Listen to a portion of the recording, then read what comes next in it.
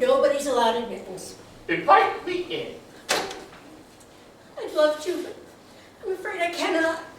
Say what's on my mind. What's on my mind? Never mind.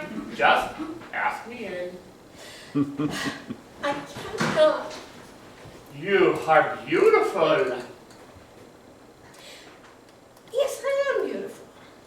You want me? You want me. No, you want me. Well, you want me.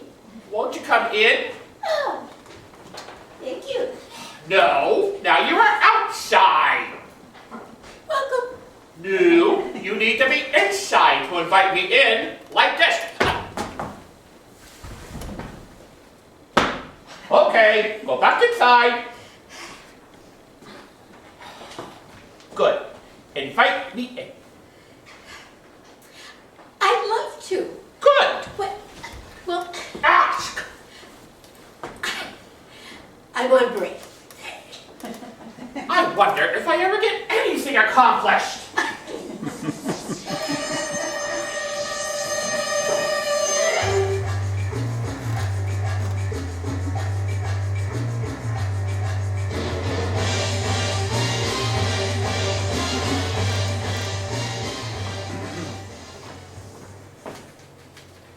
Ask me in. I'm sorry I told you that I cannot do that. Cable guy. We have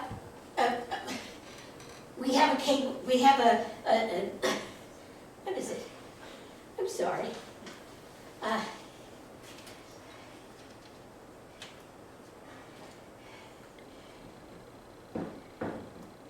We don't I know, we you don't got a need satellite dish. a satellite. Yeah, I knew it. Okay.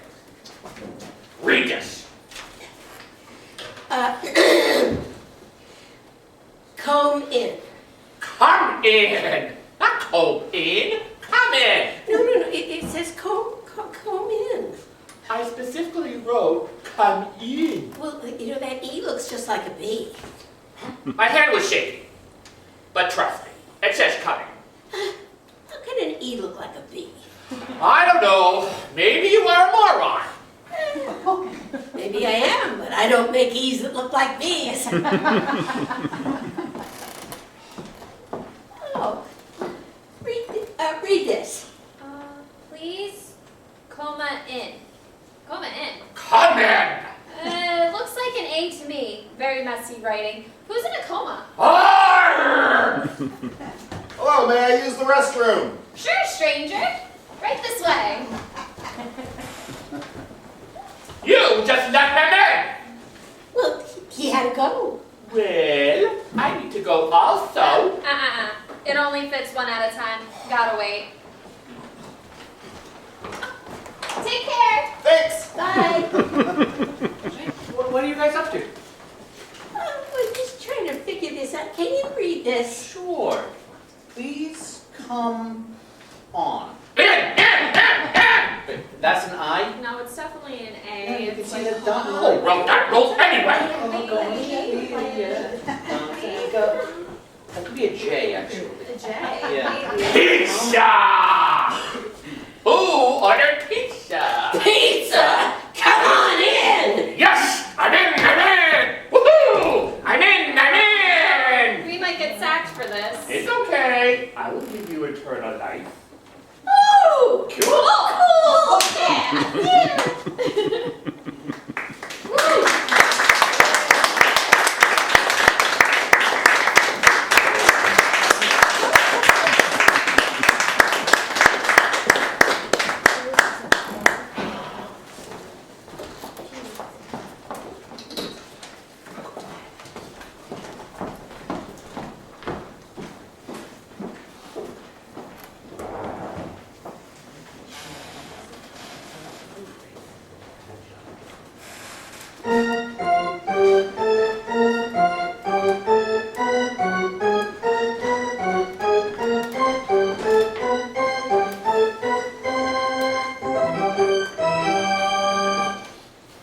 Apologize right away. I didn't get a chance to rehearse all week. I ran my script through the wash. I'm at a loss for words. It gets worse. My favorite underwear went through the dryer on high.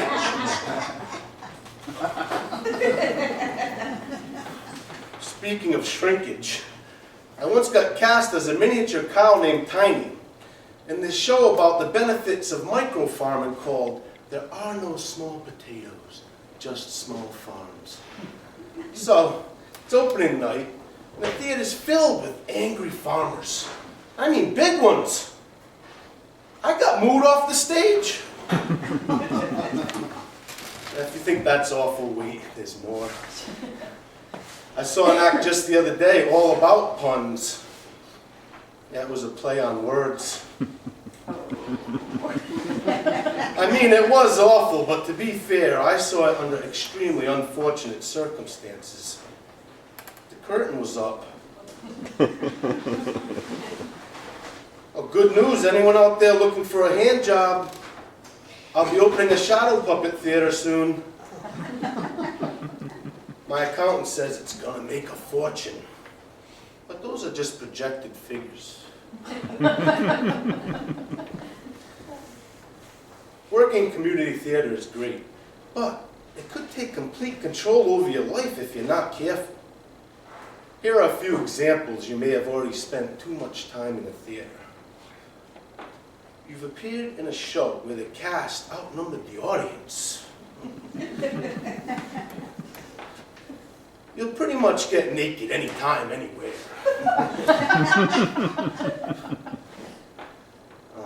You've appeared on stage in a costume held together with hot glue.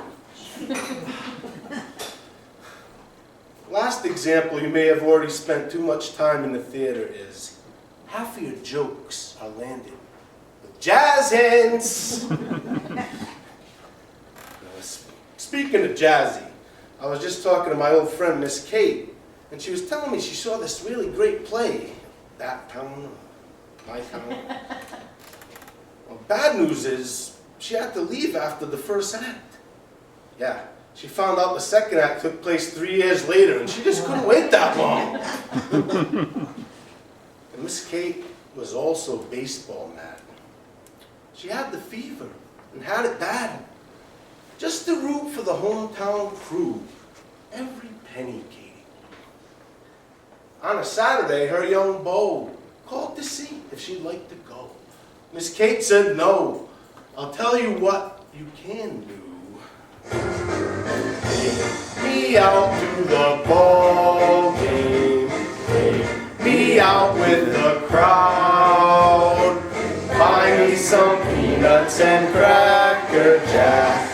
I don't care if I ever get back, so let's root for the home team. If they don't win, it's a shame, for it's 1, 2, 3 strikes, you're out at the old ball game. That song always reminds me of one game in particular.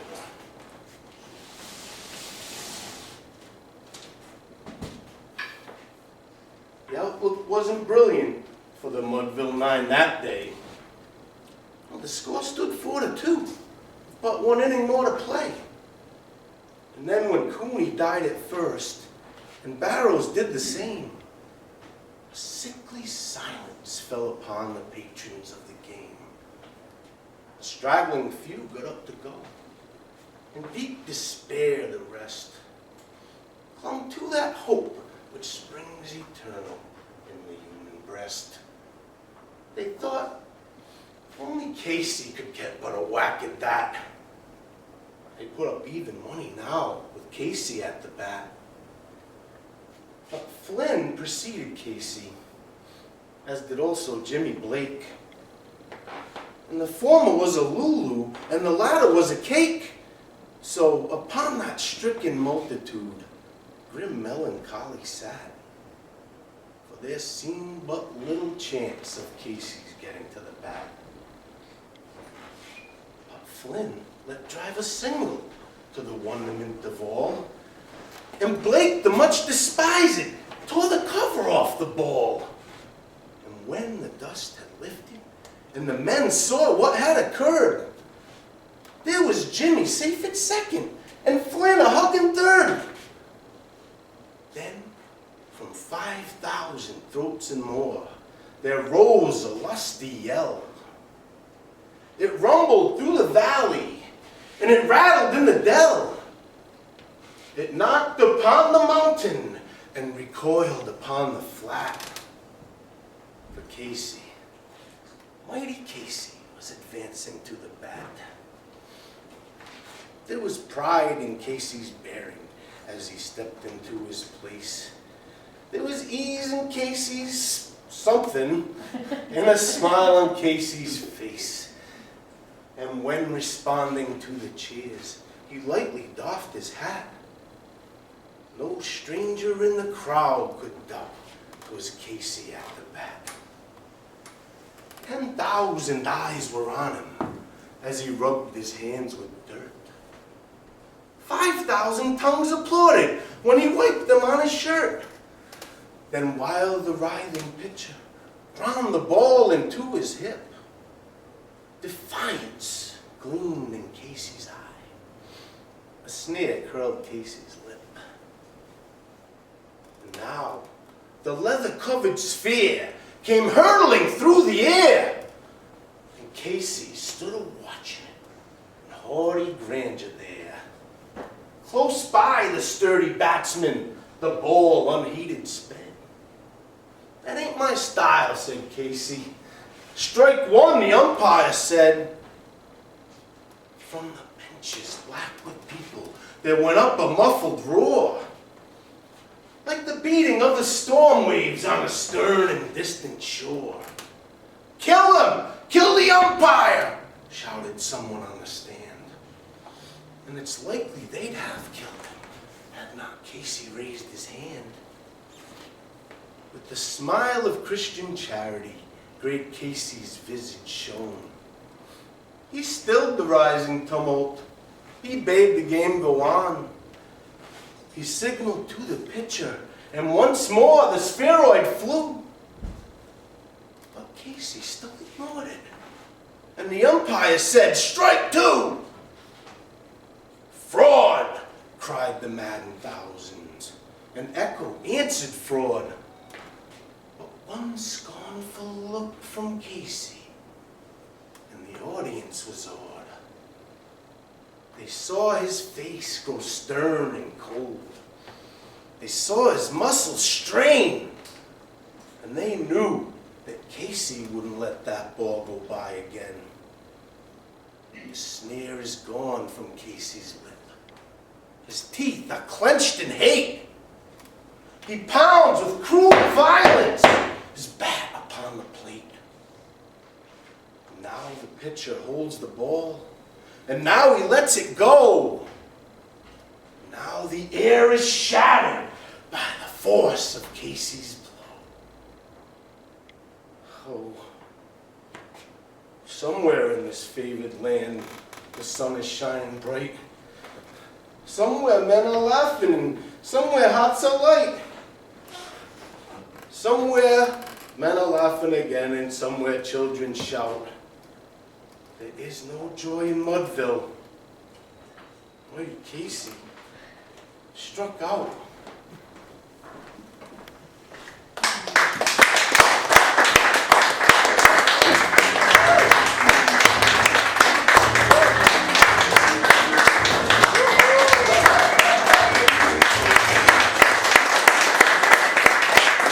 I just want to say to all the mothers out there, Happy Mother's Day. And to one mother in particular, I want to tell her I love her very much. Thank you.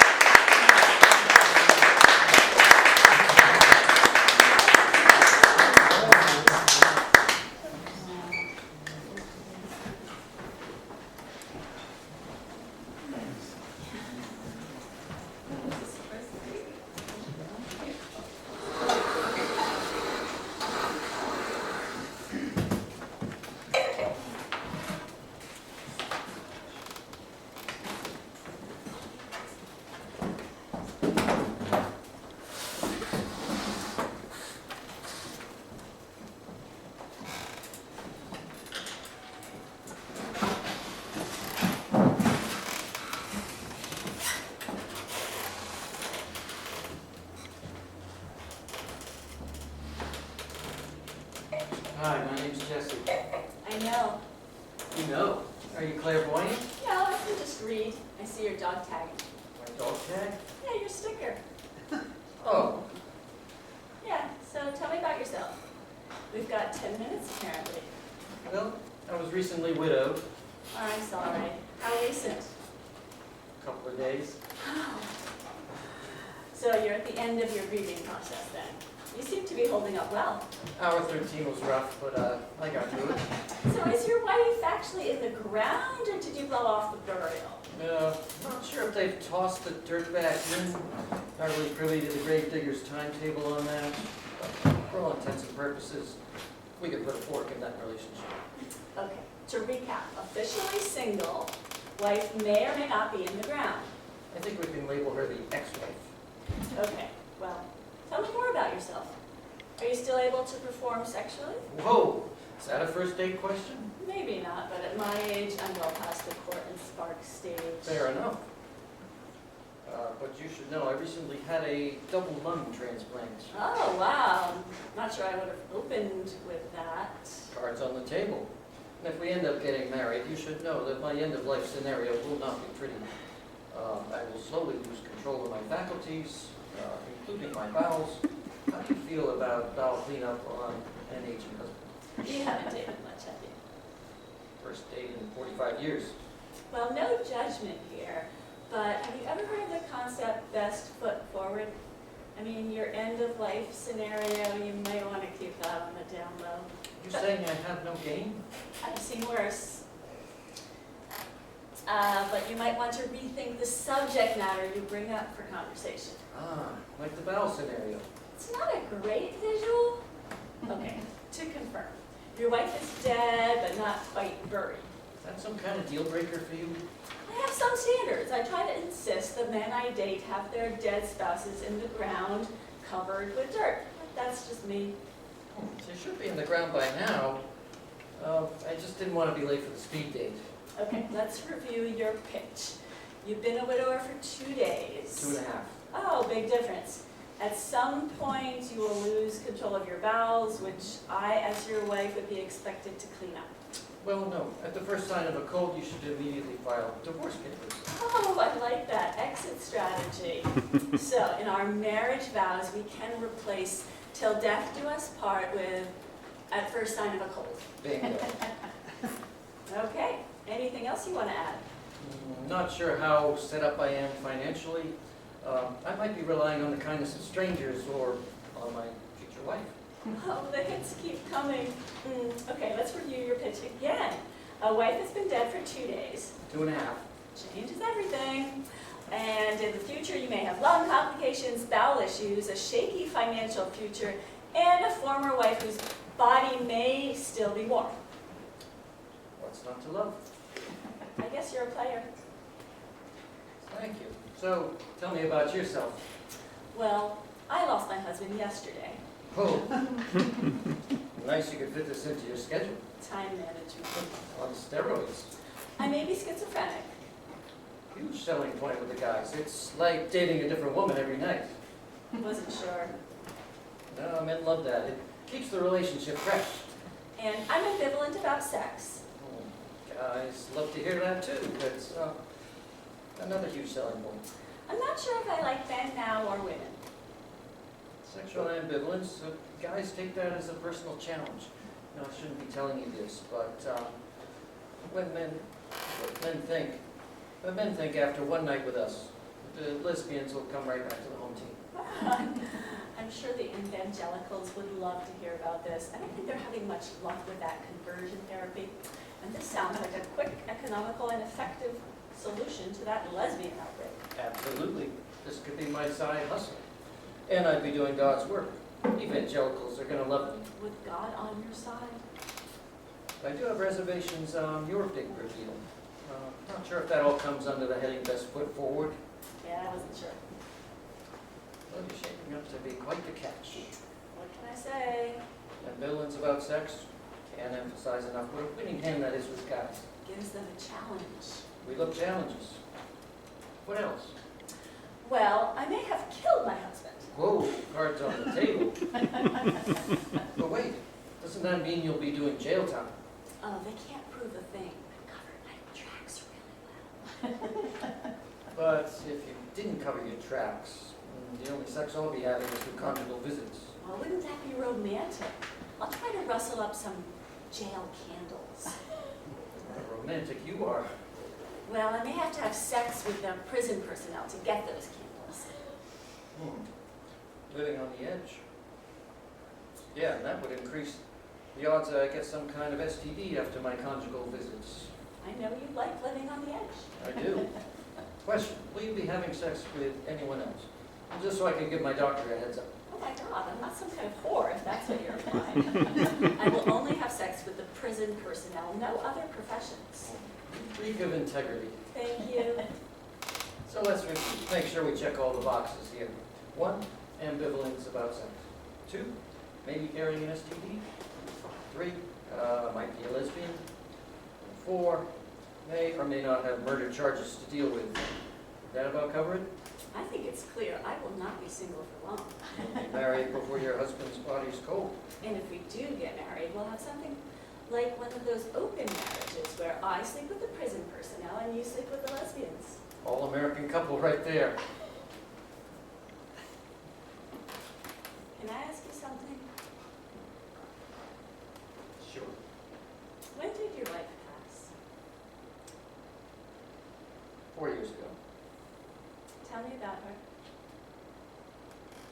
Well, she was the most giving, loving person you'd ever want to meet. The love she gave out on a daily basis to me, our kids, our grandkids, people she worked with, our friends. I was blessed and humbled by her. I adored her. I was in awe of her. She had conducted her life as an art form. She bred love into everything that she did. She always brought out the best in people and refused to let me settle, or the ones around her. I'm a better man for it. I think of her every day and how blessed I was to have spent 45 years with this angel from heaven. God graced me with this woman. She made my life full. She sounds wonderful. She was. How about yours? When did he pass? 3 years ago, he was my rock. No matter what was going on, he was always firm and optimistic. He was always so calm and optimistic. He never let me go to the dark side. And he worshipped me, which I never understood. He saw the good in me that I couldn't see. I got a daily dose of unconditional love. And it filled me up, and it made me think I could do anything. How do you replace something like I guess you don't. For how many years? that? 35 years. I've got a hole in my heart as big as the Grand Canyon. We were both blessed. Heaven was good to us. Hey, you want to go for a drink? In this meeting, all these guys with oxygen tanks and pacemakers. If you can tear yourself away. Who's buying? Well, if you recall, until my lesbian side hustle kicks in, I'm on very shaky financial grounds. I guess you're buying. I guess I am. Okay, in our first drink together, I have to take a picture and put it in our scrapbook. Maybe include one of your mugshots. Oh, you've got a scrapbook already? Absolutely. I know a good one when I see one.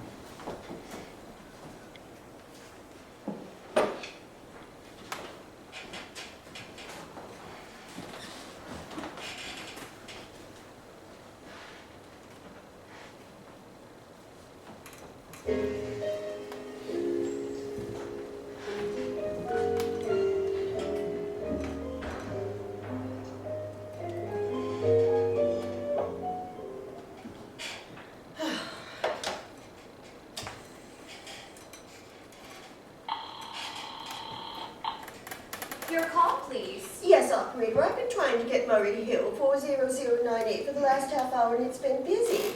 I can imagine why it's been busy so long. Could you check the number for me, please? I'll be glad to try that number for you.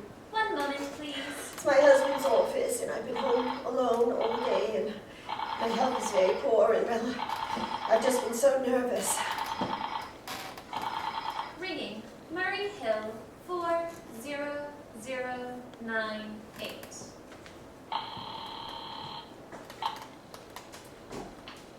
Hello? Hello, is Mr. Stevenson there, Hello? please? Hello? Hello? Hello, George? Yes, this is George speaking. Who am I speaking with, please? What number is this? I'm here with our client. Oh, okay.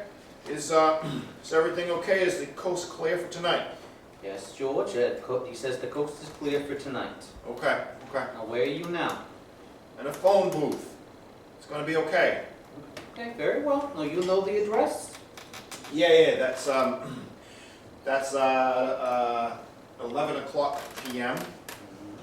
The private patrolman goes around the corner of 2nd Avenue for a beer. That's right, 11 o'clock. And you be sure all the lights downstairs are out. Okay. All right, now there should only be the one light visible from the street. Okay. Hold on. What's that? Just a second, George. Okay.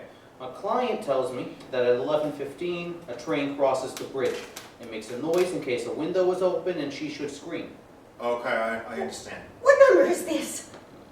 Yeah, okay, I understand. So that's the 11:15 train, yeah? Yeah. Now you remember everything else, George? Yeah. So, make it quick.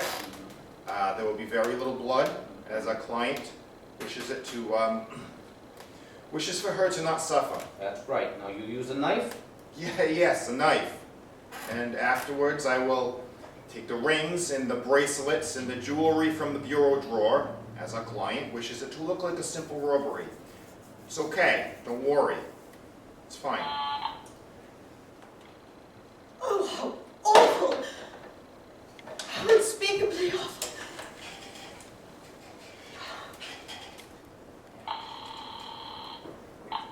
Your number, please. Operator, I've been cut off. What number were you calling? Well, I was trying to call Murray Hill 40098, but it wasn't.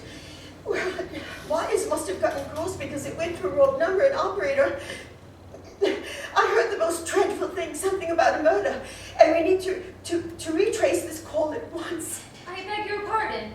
May I help you? Well, I know it was the wrong number, and I shouldn't have been listening, but it was two men, two cold-blooded fiends, and they're planning on murdering a poor innocent woman tonight at 11:15, and she lives in a house near a bridge, and we simply have to stop it. What number were you dialing?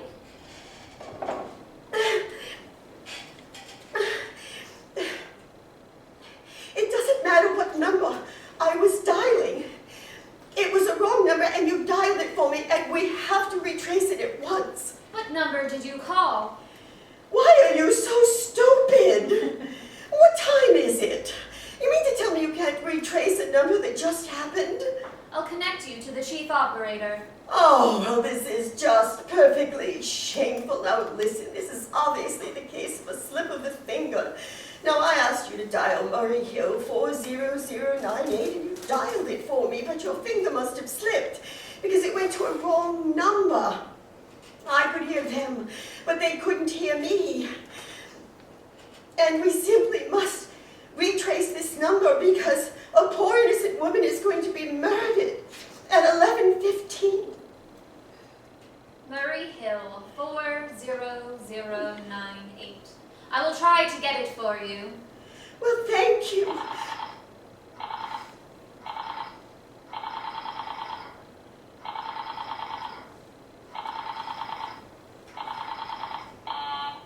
Oh, I'm sorry. Murray Hill 40. operator. Your call, please. Well, I just assumed you would try to call the wrong number. I thought I was explicit, and then you just dialed the right number. I am sorry. What number are you calling? Will you forget about what number I'm dialing and do something for me? I need to retrace that number. It's my civic duty and your civic duty number. We need to apprehend these men, and if you won't, I will connect you with the chief operator. well, please. All this talk and no one seems to understand. This is the chief operator. Yes, operator. I need you to trace the call. A telephone call. I don't know where it came from or who made it, but it's absolutely necessary that you retrace this call because it's about a murder. A terribly cold-blooded murder that's going to be committed tonight at 11:15. I see. Can you retrace this number? Can you help apprehend these men? Well, I'm not certain. It depends. It depends on what? It depends on whether the call is still going on. If it's a live call, we can trace it on the equipment. If it's been disconnected, we can't. Disconnected? If the parties have stopped talking to each other. Well, of course they stopped talking to each other. It was over 5 minutes ago, and they didn't sound like men that stayed on a line too long. Well, I could try tracing it.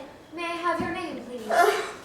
Mrs. Stevenson, Mrs. Elliot Stevenson, but listen. And your telephone number, please? Plaza 3, 2098. But if you're going to waste all this time, Why do you want this call traced? why? Oh, no reason. Perhaps because I thought something should be done about this. Now listen. These men, they sounded like killers. And they're dangerous, and they're going to murder an innocent woman at 11:15. I thought the police should know. Have you reported this to the police? Well, no, not yet. You want this call checked purely as a private individual? But yes, I do. I'm sorry, Mrs. Stevenson, but I'm afraid we couldn't make this check for you and trace the call just on your say-so. But As a private individual, why? we have to have something more official. Oh, well, that is for heaven's sakes. You mean to tell me I can't even report a matter without going through all this red tape? Well, this is perfectly idiotic. Well, fine. I'll call the police myself. I'm sure that would be the best way to deal with the situation. Oh, how ridiculous. Oh, so much nonsense.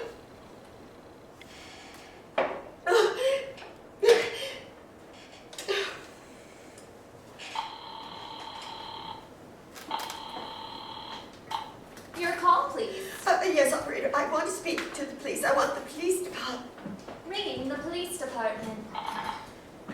Yes, I can't dial the police direct.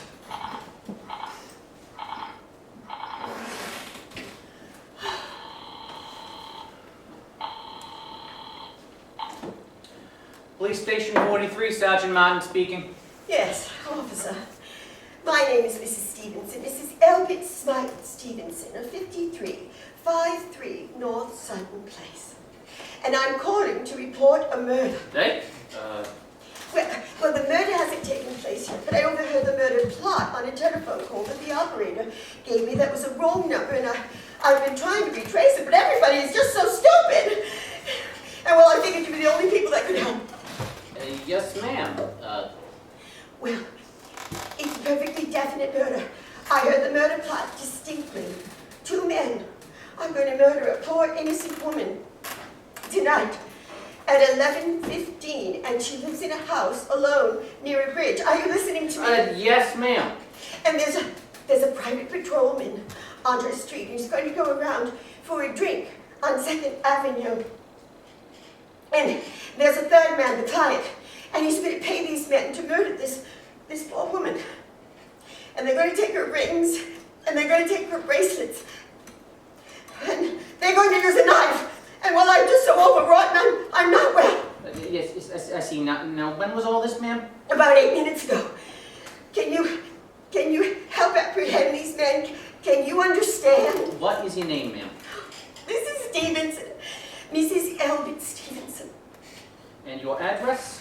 5353 North Sutton Place. And you know, I live near a bridge, the Queensboro Bridge, and you know, I have a private patrolman on my street too. Yeah.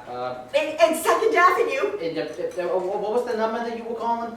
Well, I was trying to call Murray Hill 40098. That wasn't the number I overheard. That number, Murray Hill 40098, is my husband's office number.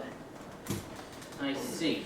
Yes, and and he's working late, and I wanted to call him and ask him if he would please come home. Yes? Well, you know,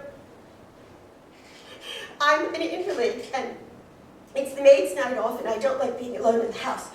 Even though he's always telling me that, you know, as long as I keep my telephone by my chair, I should be all right. Well, we will look into this, Mrs. Stevenson, Yes. and we'll check with the telephone company. The telephone company can't retrace a call where the parties have stopped talking. I've already taken care of that. Oh, you have? Yes, and I think you should do something more immediate and drastic than calling the telephone company. I think that by the time you have the telephone company retrace the call and they realize the parties have stopped talking, well, the person could be murdered by then. Yeah, but we will take care of it. Now don't you worry. Well, I think you should make a complete search. Yes, I think you should make a complete search of the entire city. I mean, I don't live that far from a bridge, and, well, I don't live that far from Second Avenue. And I know I would feel a whole lot better if you sent around a radio car to my neighborhood at once. Hold on. Well, what makes you think the murder is going to be committed in your neighborhood, ma'am? Well, I don't know. I suppose it's the horrid coincidence of the bridge, the patrolman, and Second Avenue. Well, Second Avenue, you know, ma'am, is a very long street. And do you know how many bridges there are in the city of New York alone? Not to mention Brooklyn, Staten Island, Queens, the Bronx, Jersey, Long Island. I know all that! And how do you know this isn't some little house on Staten Island on some little Second Avenue you never heard about? And how do you even know that they're talking about New York at all? Because I overheard the murder plot on the New York telephone system. Maybe it was a long-distance call you overheard. No! You know what? Telephones, they's funny thing. Now look at it this way, huh? Supposing you hadn't broken in on the telephone call, and supposing instead you got your husband the way you always do, you wouldn't be so upset, would you? Well, I suppose not. It all sounded so cold-blooded and inhumane. Well, a lot of murders are plotted in this city every day, ma'am, and we managed to stop almost all of them. But, I mean, a clue of this kind is so vague, it's not much more use to us than no clue at all. But surely you can... Unless, of course, you've got some reason for thinking that this whole thing's a phony and maybe someone's trying to murder you. Me? No, why would anybody... I hardly think so. I mean, I'm home alone day and night. I only talk to my maid, Eloise. She's a big two-pot, 200-pounder. Yeah, And she's too lazy to bring up my breakfast tray. Mm-hmm. And then there's my husband, Elvin. He adores me. He worships the ground I walk on. And, well, he's been by my side for 12 years, ever since I became ill. Yeah, well, then it sounds like there's nothing for you to worry about then. So you just leave this to us and we will take care of it. Well, what will you do? It's already getting late. It's almost 11. We will take care of it, lady. Well, will you broadcast it across the city? Or will you warn radio cars to be on the lookout for suspicious neighborhoods like mine? Lady, I said that we'd take care of it. Now, I've got a matter on my desk here that requires immediate attention. So, good night, ma'am. Thank you. Oh, you're such an idiot! Idiot, what's wrong? No. Now, why did I hang up like that? He's going to think I'm a fool. Oh, Albert, why won't you come home?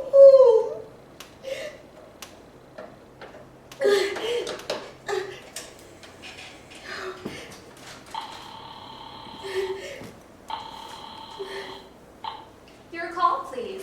Operator, for heaven's sakes, will you get Murray Hill 40098 again for me, please? I can't understand what's keeping him.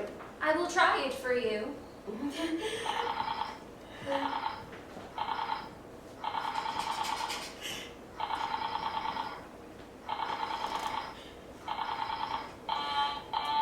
I'm sorry. Murray Hill 40098 is busy. I will try it again for you later. I know it's busy. I can hear it's busy. You don't have to tell me it's busy. Oh. If only I could get out of this chair. If only I could get a breath of fresh air. the window and lean out and look at the street. Hello? Hello, Albert? Albert? Albert? Hello? What is wrong with this telephone? Hello, hello?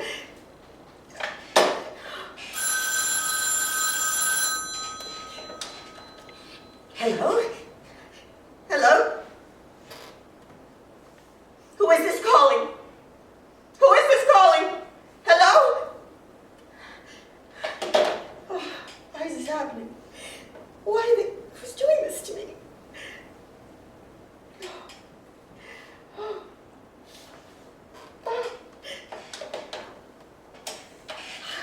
I know.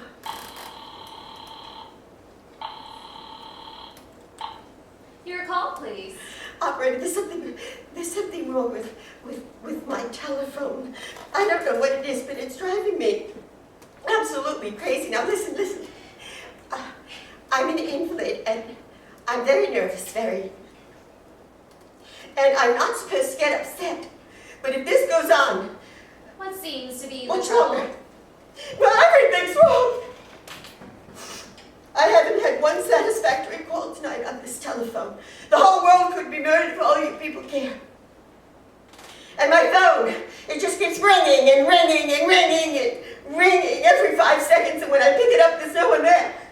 I'm sorry. If you will hang up, I will test it for you. I don't want you to test it for me. I want you to put through who's ever trying to call. I'm afraid I cannot do that. You cannot, and why not? The dial system is automatic. If someone is trying to dial your number, there is no way to check whether the call is coming through the system or not, unless if the person who is trying to reach you complains to his particular operator. Well, isn't this just so stupid? And in the meantime, I have to sit here and suffer through every time the phone rings, imagining everything. I will try to check the trouble for you, ma'am. Check it! Oh, what's the use? You're so stupid. I'll fix her. How dare she speak to me like that? How dare she speak to me like that?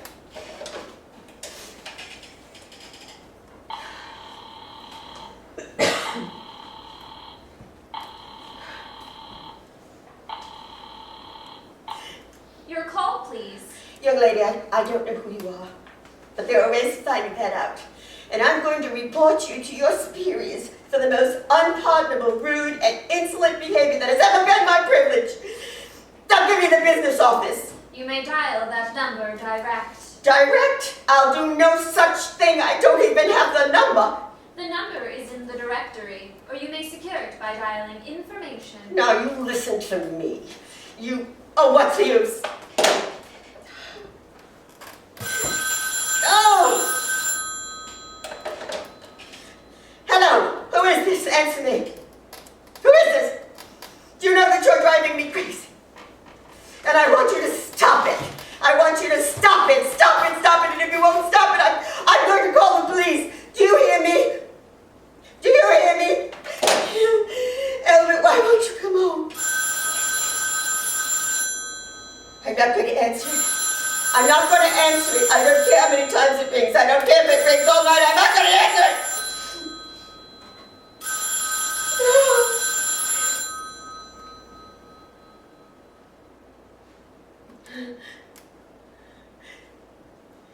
It stopped. Why did it stop so suddenly?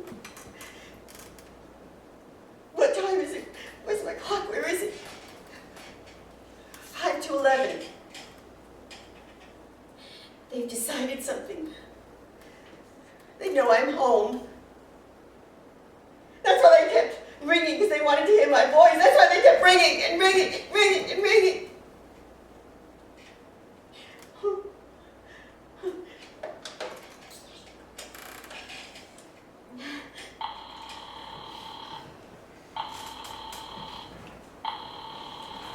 Answer me.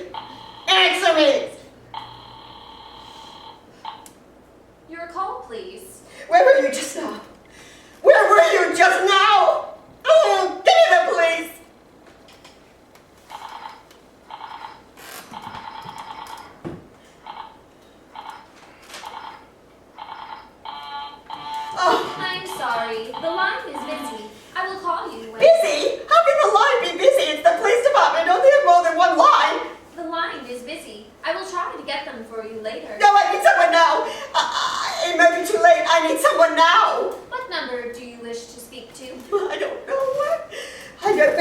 I don't know. I need to speak to someone. Someone who takes care and protects people like the police do. Give me a detective agency, that's it. You will find agencies listed in the classified directory. I don't have a classified. I'm too nervous to dial. I don't have the book. I will connect you with information. Perhaps she will be able to help you. No, no, no. You're just being spiteful now, aren't you? You don't care what happens to me. You don't care if I get murdered tonight. You just don't care. Stop it! Hello, stop it! What do you want? Who is this?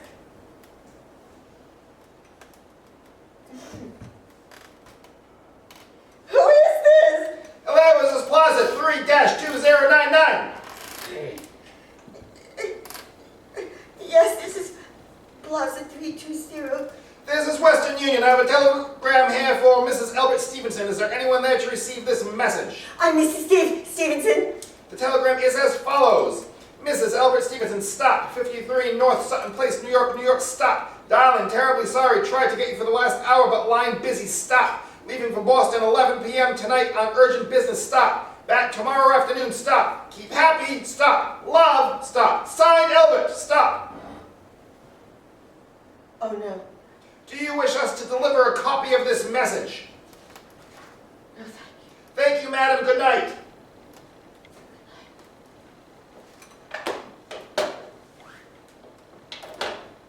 Elvin, I don't believe it. I won't believe it. It's some kind of a trick. That's what it is. It's some kind of a trick.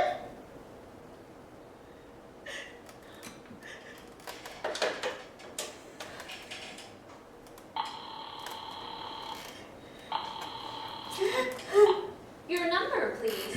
Yes, operator, could you get me Murray Hill 40098 just one more time, please? You may dial that number direct. Oh.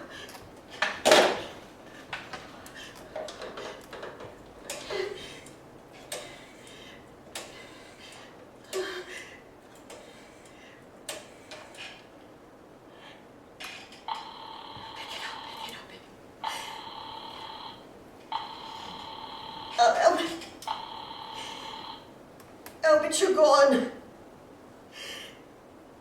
You're not there. I don't believe it. I can't stay in this house.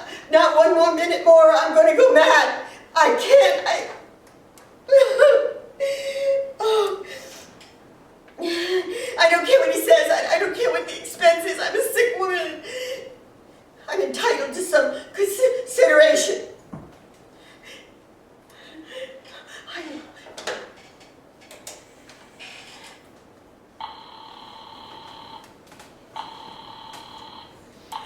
This is information. May I help you? I'd like the number for Hedgley Hospital, please. Hedgley Hospital. Do you have the street address? No, I don't. But I know it's somewhere in the 70s, and I know it's a private, small, exclusive hospital. I was there 2 years ago to have my appendix out, and it's Hedgley, H-E-N-C-H-L-Y. One moment, please. Oh, please hurry. Please hurry. Do you know what time it is?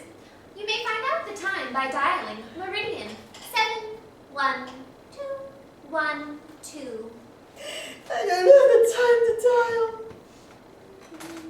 The number of Hedgley Hospital is Butterfield 89970.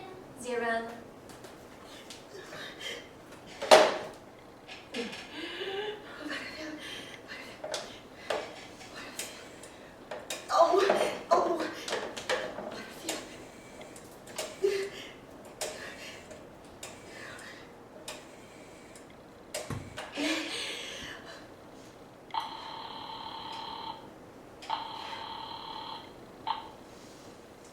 Hedgley Hospital. Nurses Registry. Who is it that you wish to speak to? I wish to speak to the Nurses Registry. I want to hire a trained nurse immediately. I need a trained nurse for tonight. I see. What is the nature of the case, madam? Nurse, I'm very nervous and I need soothing and I need some companionship. You see, my husband's away and Have you been recommended to us by any doctor in particular, madam? well, no, but I don't see why that's necessary. I mean, I am an invalid and I was a patient of yours 2 years ago and, well, after all, I do intend on paying this person for attending me. We quite understand that, madam, but these are war times, you know. Registered nurses are very scarce just now, and our superintendent has asked us to send people out only on cases where the physician in charge feels it's absolutely necessary. Well, this is absolutely necessary. I'm alone in this house. I'm an invalid. And I'm very nervous, very, and I overheard a dreadful telephone conversation about a murder of an innocent woman when a train goes over the bridge, and if somebody doesn't come at once, I'm going to go mad. Well, I'll speak to Miss Phillips as soon as she comes in. And what's your name, madam? Miss Phillips? Well, what time do you expect her? I really couldn't say. She went out to supper at 11 o'clock. 11 o'clock, but it's not 11 o'clock yet. Well, my clock has been running slow. What time is it? Just 15 minutes past 11. What was that? What was what, madam? That clicking in my telephone. Just now. It sounded like someone picked up the phone extension downstairs. It sounded like somebody picked up the receiver off the hook. I didn't hear it, madam. Now about... Well, I did! I think there's someone in the house. I think they're downstairs on the phone extension in the kitchen. And I think they're listening. Oh. I won't answer it. I'll be very quiet. They won't hear me. And then they'll think, no, wait, but what if I don't have time to call for help while they're still down there? I've got to get the operator. Oh.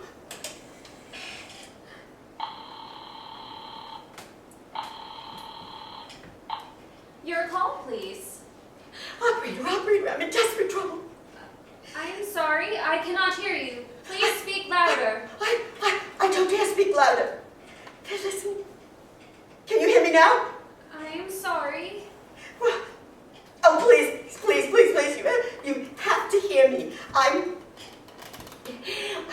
sure there's somebody in the house and I think they're going to try to murder me and we have to try to get in touch with.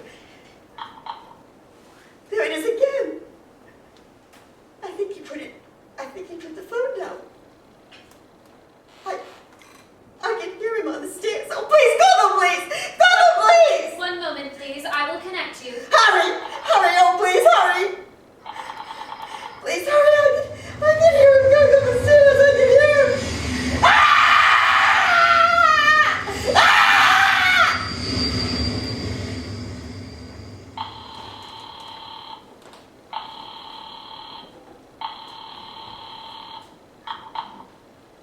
Police Station 43, Sergeant Martin speaking. This is Police Station 43, Sergeant Martin speaking. Police Station 43, Sergeant Martin speaking. Oh, hey, police department, eh? Sorry, wrong number.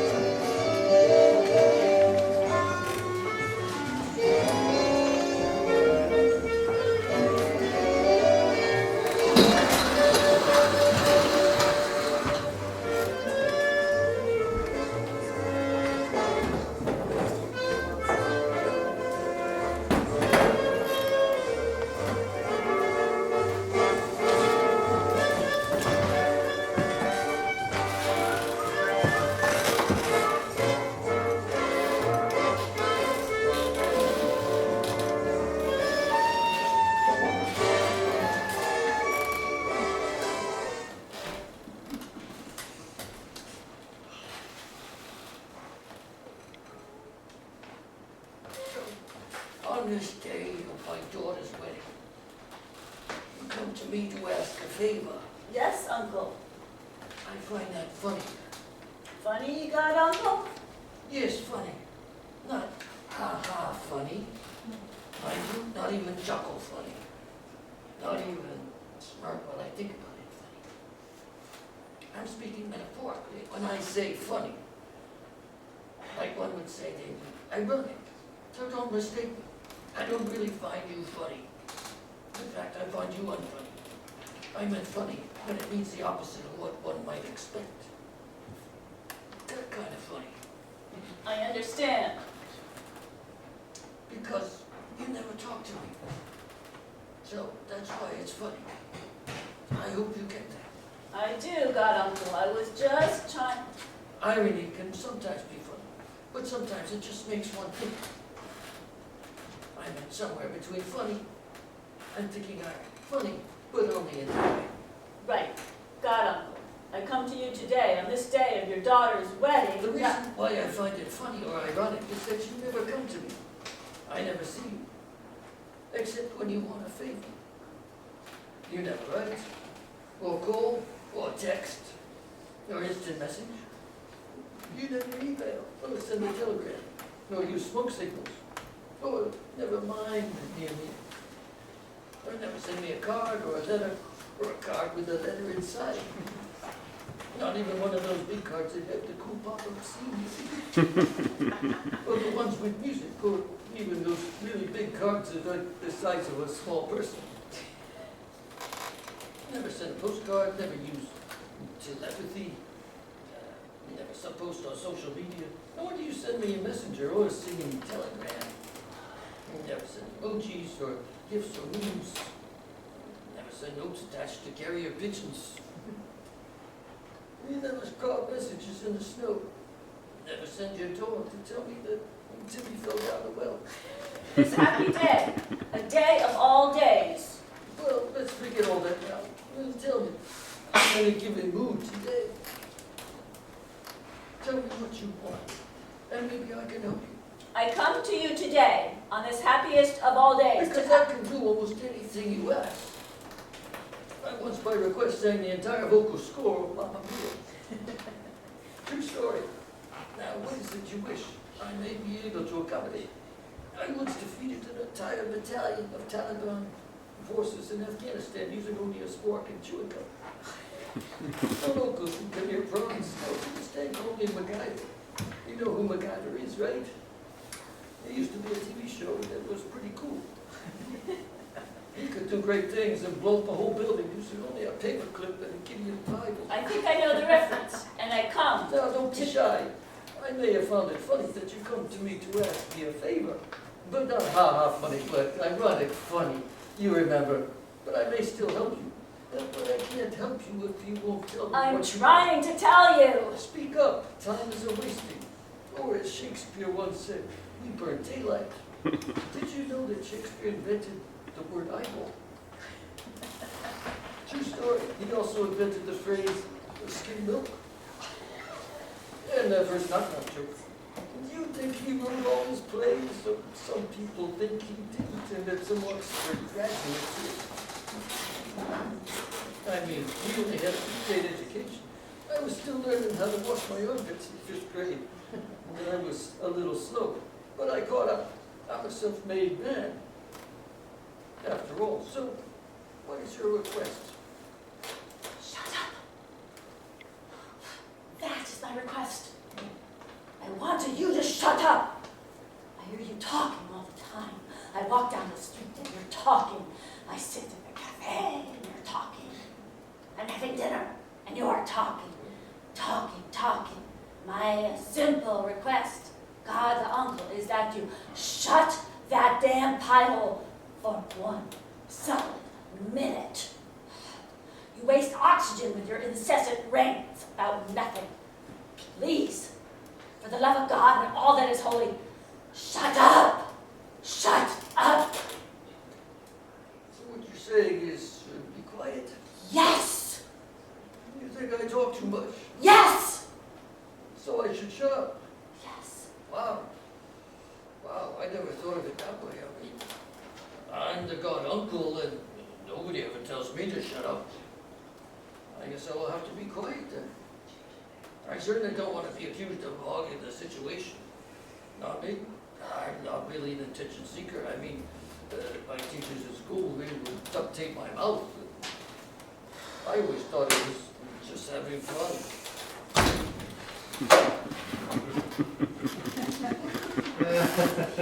But hey, I can't complain. At least I got my health.